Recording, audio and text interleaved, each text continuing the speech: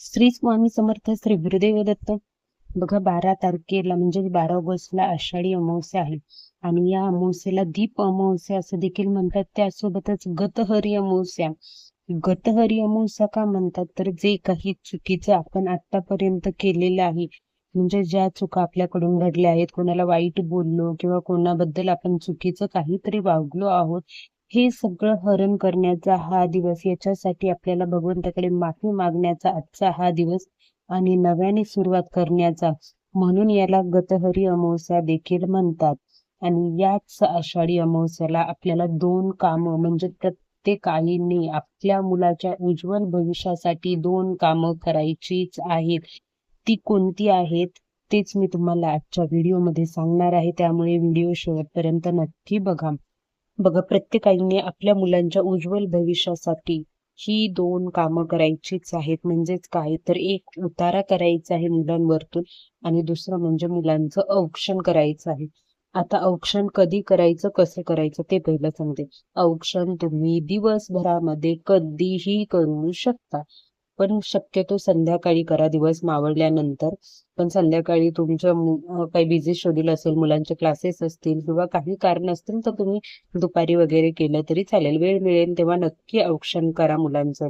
बघा, यामागे एक सुंदर अशी घटना आहे, कथा आहे, की बाळकृष्णाचा वध करण्यासाठी ना कंस मामा नेहमी कोणत्या ना कोणत्या राक्षसाला पाठवत असे, आपल्या सगळ्यांना माहिती.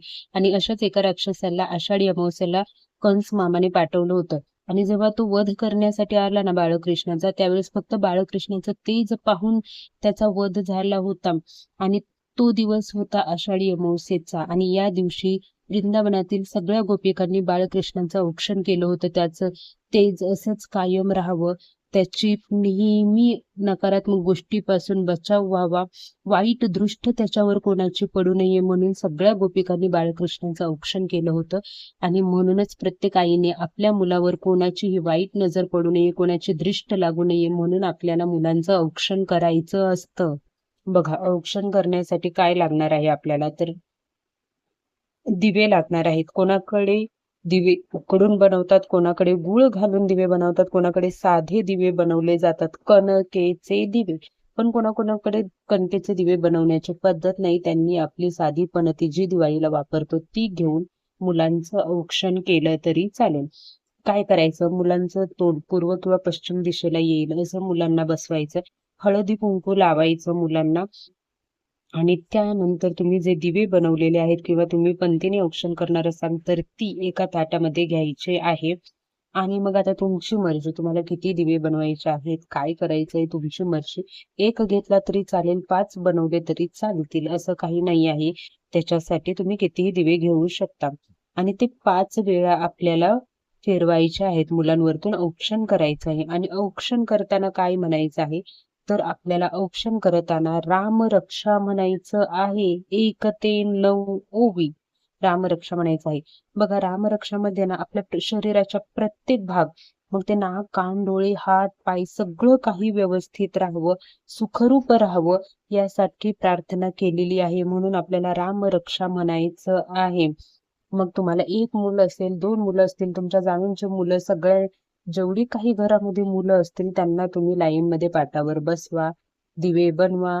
एकच ताट घेतलं तरी चालेल आणि तेच ताट तुम्ही सगळ्यांवरतून फिरवलं तरी चालेल. प्रत्येकाला वेगवेगळं बसवून प्रत्येकाच्या वेळेस रामरक्षा वेगवेगळं म्हणायची काही गरज नाही आहे, एकत्रित केलं तरी चालेल. रामरक्षा पठण करणार असाल पठण करा किंवा श्रवण युट्यूबला लावून तुम्ही म्हटलं तरी चालेल.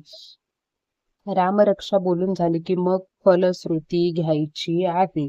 आणि फलश्रुती घेऊन झाली की मग प्रार्थना करायची आहे, की माझ्या मुलांची जी काही इच्छा आहे, माझ्या मुलांचं भविष्य उज्ज्वल बनवा, माझ्या मुलांना जे हवं ते मिळू द्या, मुलांमधील चिडचिड असेल तर ती दूर होऊ द्या, मुलांचा अभ्यासात मन लागू द्या, अशी प्रार्थना करायची आहे. मुलांना देखील प्रार्थना करायला सांगायची आहे, की मला अभ्यास चांगला येऊ दे. माझं तुम्हाला जे काही पॉझिटिव्ह बोलता येईल तेवढं सगळं आपल्याला औक्षण झाल्यानंतर प्रार्थना करताना बोलायचं आहे. आता हे झालं औक्षण करायचं. आता दुसरा म्हणजे उपाय. उपाय काय आहे, तर बघा, उपाय तुम्हाला 12च्या अगोदर, दुपारी 12च्या अगोदर करायचा आहे. तुमची मुलं सकाळी 7ला शाळेत जात असतील तर तुम्ही सकाळच्या अगोदर म्हणजे अगदी 5-6 वाजता तुम्ही उपाय केला तरी चालेल, पण उपाय आपल्याला 12च्या अगोदरच करायचा आहे. तर आता उपाय काय आहे? आपल्याला फक्त भात घ्यायचा आहे. भात घेताना तो वेगळा शिजवून घ्यायचा आहे. तो जेवणासाठी वापरला जाणारा भात वापरायचा नाही आहे. भात वेगळा शिजवून घ्या. एका वाटीमध्ये घ्या. आता परत तुमची मुलं किती असतील त्या हिशोबाने तुम्ही तांदूळ घ्या. प्रत्येकाला वेगवेगळा भात शिजवायची गरज नाहीये. तुम्ही एकत्र भात शिजवला तरी चालेल. फक्त तो खाण्यासाठी वापरायचा नाही आहे. मग मुलांना बाहेर उभं करा आणि त्यांच्या डोक्यापासून ते पायापर्यंत 7 वेळा ती वाटी आपल्याला फिरवायची आहे आणि पॉझिटिव्ह बोलायचं आहे, की माझा मुलगा हुशार आहे, माझा मुलगा चिडचिड करत नाही आहे, माझ्या मुलाचं अभ्यासात मन लागतं. जे काही आहे ते पॉझिटिव्ह बोला तुम्ही. बघा, कसं असतं ना, आपला विश्वास खूप महत्वाचा असतो. आपण गोष्ट कोणती करतोय त्यापेक्षा ना आपण किती पॉझिटिव्ह वेनी आपण ती गोष्ट करतोय ना ते महत्वाचं आहे. आणि तीच सकारात्मकता त्यामध्ये उतरते. त्याच्यामुळे आपण जे काही उपाय करणार आहोत ते मनापासून आणि पॉझिटिव्ह वेनी करायचे आहेत. मनात असं नाही आणायचं की हे केल्याने थोडी ना असं होणार आहे, असं थोडी असतं, असं सगळेच करतील, थोडी नाही याने फरक पडणार आहे, असं अजिबात निगेटिव्ह मनामध्ये आणायचं नाही आहे. जे काही आहे ते पॉझिटिव्हली बोलायचं आहे आणि नंतर तो भात पक्ष्यांना किंवा प्राणी खातील अशा ठिकाणी तुम्हाला ठेवायचा आहे. बघा, हे उपाय अगदी साधे सोपे असे उपाय आहेत, पण खूप लोकांना याचा फरक जाणवतो. खूप लोक हा उपाय श्रद्धेने करतात आणि म्हणूनच त्यांना त्याचा फरक जाणवत असतो. आणि तुम्ही देखील श्रद्धेने हा उपाय करा. बघा, मुलांची चिडचिड खरंच कमी होते. फक्त मनामध्ये पॉझिटिव्हिटी पाहिजे असते.